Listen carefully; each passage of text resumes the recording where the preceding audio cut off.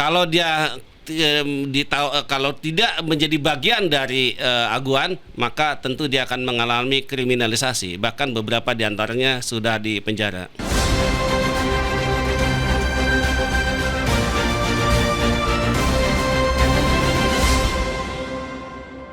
Baru belum sebulan nih tahun 2025 tapi sudah bikin gaduh satu negeri. Yang paling repotin sampai TNI Angkatan Laut harus turun tangan bongkar-bongkarin pagar-pagar bambu di Laut Tangerang sana. Tapi yang belum kebongkar siapa?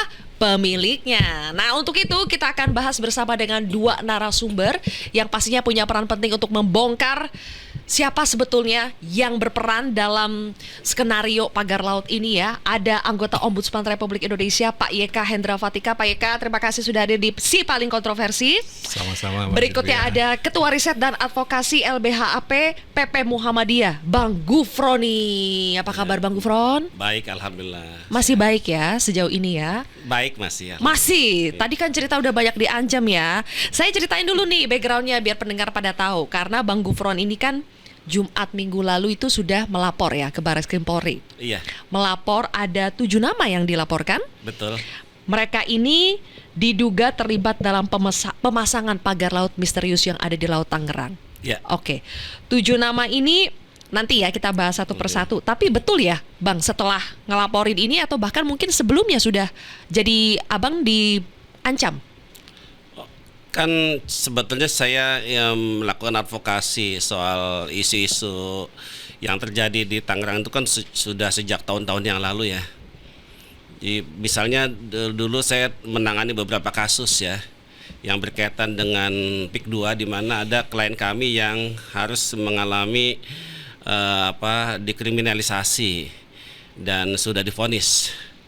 Jadi dalam perjalanannya memang ya tentu kami harus mendapatkan ya mungkin intimidasi, termasuk godaan-godaan itu. Godaan apa tuh Bang? Ya mungkin dalam bentuk uang. Oh ya?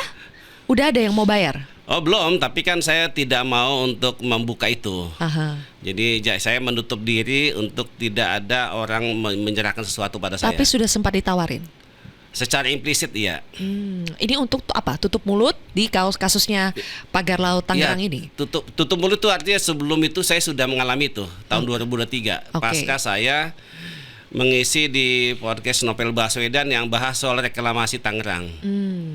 Ya karena saya menutup diri, beberapa nomor saya blokir, pada akhirnya saya disomasi. Oke, termasuk yang baru-baru ini? Yang baru-baru ini ya saya sudah ada upaya yang mengarah ke sana sih. Oke, aku dengar Bang Gufron kan bilang kayak gini, baru sekarang sepertinya berani menyebutkan nama-nama itu. Ya. Nama-nama yang diduga terlibat ya Bang, ya, dalam pemasangan pagar laut ini.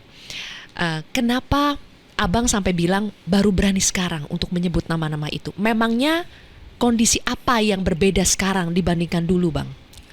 Jadi sebelum dijadikan PSN itu proyek strategis nasional. Sebelum PIK 2 dijadikan proyek strategis nasional, itu situasinya buat kami ya itu mencekam. Mencekamnya gimana? Karena di daerah pesisir Tangerang itu sering berkeliaran preman-preman ormas-ormas yang mengintimidasi masyarakat. Ada beberapa kasus misalnya sawah-sawah yang dianggap ini masuk plotting, itu ditancapkan pelang-pelang. Oleh? Ya oleh kelompok-kelompok ormas-ormas ini. Nah ketika kemudian pelangnya dicabut oleh pemilik lahan, artinya yang punya tanah, yang punya sawah, ya beberapa diantaranya harus dilaporkan ke polisian. Kemudian ada teman-teman saya aktivis ya termasuk juga LSM, ketika dia mengkritik katakanlah Agung Sedayu, itu biasanya segera dipanggil oleh polisian. Apalagi kalau menyebut-nyebut nama Aguan itu pasti langsung bisa ditangkap. Situasinya memang buat kami termasuk masyarakat yang terdampak itu tidak ada keberanian untuk mengungkap semua ini. Kenapa sekarang jadi berani? Peralihan kepemimpinan. Kepemimpinan maksudnya? Pusat? Ya, dari Jokowi ke Prabowo. Bedanya apa memangnya? Karena dari kepemimpinan Presiden Jokowi itu semuanya dikendalikan. Oleh? Iya oleh oligarki. polisian sudah dikendalikan, preman, ormas, semuanya. Jadi kalau ada orang yang mau mempertanyakan, menggugat soal PIK 2, ya pilihannya 2. Kalau dia kalau tidak menjadi bagian dari aguan, maka tentu dia akan mengalami kriminalisasi. Bahkan beberapa di antaranya sudah dipenjara.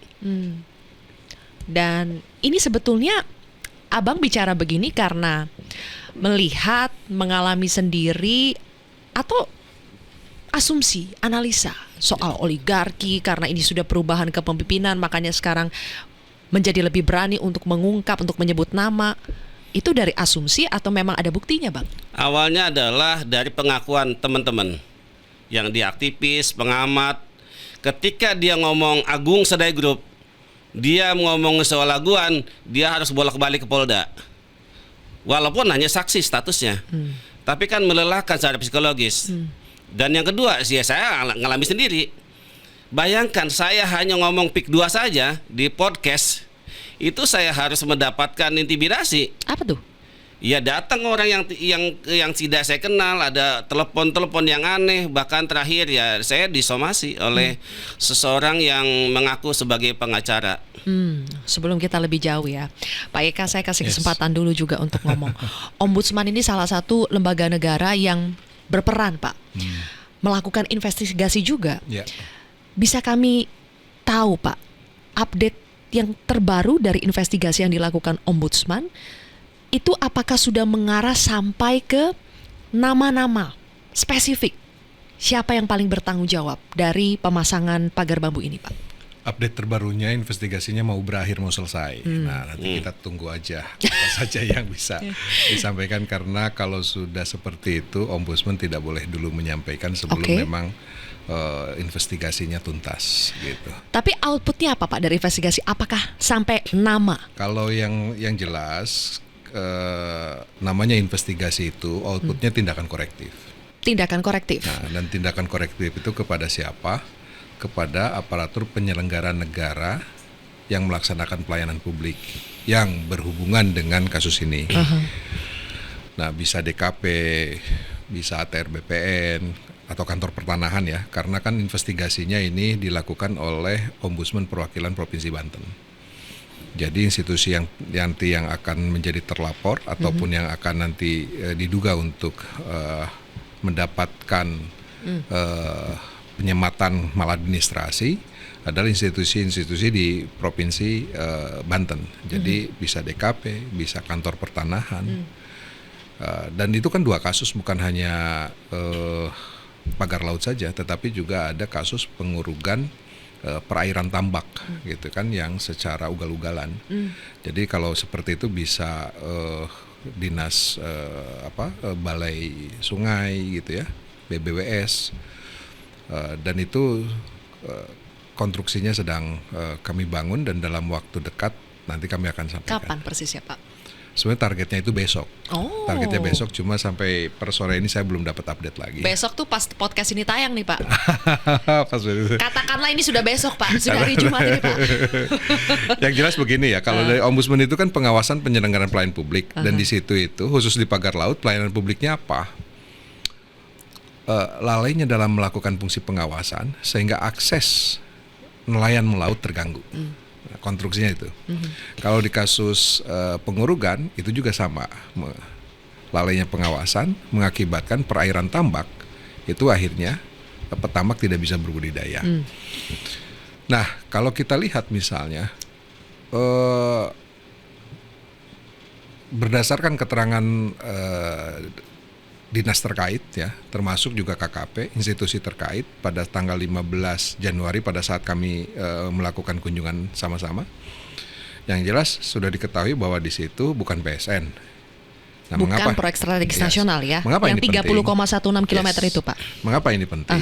Karena pembiaran dalam tanda kutip 30 km dan masyarakat pun enggan melaporkan awalnya karena selalu ditakut-takuti ini PSN, jangan ganggu-gugat, kurang lebih lah begitu. Yang menakut-nakuti siapa, Pak? Yang memasang pagar.